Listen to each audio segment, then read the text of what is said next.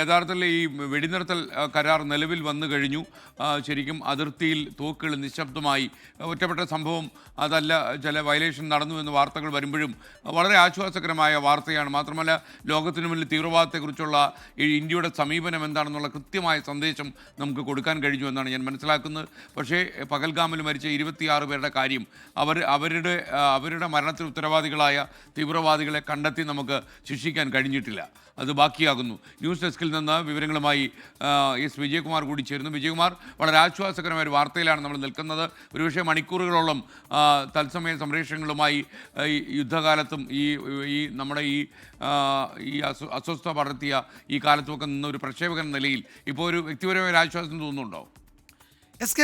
എന്തായാലും യുദ്ധം എന്നത് ഒരു കാലത്തും ആർക്കും ഗുണം ചെയ്യത്തില്ല, അതിൽ തർക്കമില്ല. പക്ഷേ നമ്മളുടെ ഒരു രാജ്യം എന്ന നിലയിൽ ഭാരതം അതിൻ്റെ ആത്മാഭിമാനത്തിന് മുറിവേൽക്കുന്ന ഘട്ടത്തിൽ ആ ശത്രുവിനെതിരെ ആഞ്ഞടിക്കുക, ആ സമയത്ത് നമുക്ക് മറ്റു വികാരങ്ങളില്ല, രാജ്യത്തിൻ്റെ പൊതുവികാരത്തിനൊപ്പമാണ്. അപ്പോൾ നമ്മൾ ഈ 64 മണിക്കൂർ തുടർച്ചയായി ദിവസങ്ങളിൽ ലൈവിലൊക്കെ നിൽക്കുകയും ഒക്കെ ചെയ്തത് നമ്മുടെ രാജ്യം അതിൻ്റെ ആത്മാഭിമാനം വീണ്ടെടുക്കുന്ന, അല്ലെങ്കിൽ അതിന് മുറിവേറ്റവർക്ക് നൽകുന്ന തിരിച്ചടിയുടെ ആ സമയം കൂടി എന്ന നിലയിൽ തന്നെയായിരുന്നു.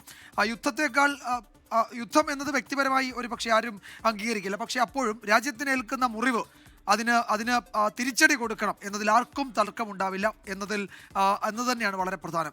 ഇനിയും നമ്മൾ ഈ സാഹചര്യത്തിലേക്ക് വന്നാൽ, ഇന്ന് 3:35 ഉച്ചയ്ക്ക് 3:35 പാകിസ്ഥാന്റെ director general of military operation ഇന്ത്യയുടെ ഡയറക്ടർ ജനറൽ ഓഫ് മിലിറ്ററി ഓപ്പറേഷനെ വിളിച്ച് വെടിനിർത്തൽ കരാർ വേണം, വെടിനിർത്തൽ ധാരണ വേണം എന്ന നിർദ്ദേശം മുന്നോട്ട് വെച്ചത്.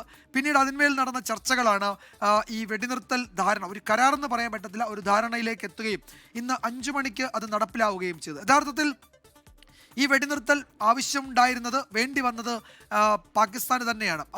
അത് വ്യക്തവുമാണ്. കാരണം പാകിസ്ഥാൻ അമേരിക്കയുടെയും സൗദി അറേബ്യയുടെയും ചൈനയുടെയും ഒക്കെ സഹായം വെടിനിർത്തലിന് തേടിയിരുന്നു എന്നതിപ്പോൾ അതിൻ്റെ കൂടുതൽ വിവരങ്ങൾ വരികയാണ്. അപ്പോൾ ഈ വെടിനിർത്തലിന് വേണ്ടി ഇന്ത്യയോട് ഇത്തരത്തിലുള്ള ഒരു നീക്കം പാകിസ്ഥാൻ്റെ ഭാഗത്തു നിന്നുണ്ട്. പാകിസ്ഥാൻ അതിന് തയ്യാറാണ് എന്ന സന്ദേശം ഈ മാർക്കോ റൂബിയോ, അമേരിക്കയുടെ നാഷണൽ സെക്യൂരിറ്റി അഡ്വൈസർ, കൈമാറിയിരുന്നു എന്നാണ് ഡൽഹി റിപ്പോർട്ടുകൾ വ്യക്തമാക്കുന്നത്. ആ ഘട്ടത്തിൽ പാകിസ്ഥാനാണ് വെടിനിർത്തൽ ആവശ്യമെങ്കിൽ അവർ സമീപിക്കട്ടെ എന്ന സന്ദേശമാണ് ഇന്ത്യ മാർക്കോ റൂബിയോയ്ക്ക് നൽകിയത്. അതിൻ്റെ അടിസ്ഥാനത്തിലാണ് പിന്നീട് മാർക്കോ റൂബിയോ, JD Vance ഒക്കെ പാകിസ്ഥാനുമായി സംസാരിക്കുകയും അവർ നിർദ്ദേശിച്ചനുസരിച്ച് ഇന്ത്യയോട് വെടിനിർത്തൽ ആവശ്യപ്പെടുകയും ചെയ്തത് പാകിസ്ഥാൻ തന്നെയാണ്. അതിൻ്റെ അടിസ്ഥാനത്തിലാണ് അത്തരൊരു ധാരണയിലേക്ക് എത്തിയതെന്ന് നമുക്ക് കൃത്യമായി പറയാം. അത് ഒരുപക്ഷെ യഥാർത്ഥത്തിൽ അത് വേണ്ടി വന്നത് പാകിസ്ഥാന് തന്നെയാണ്.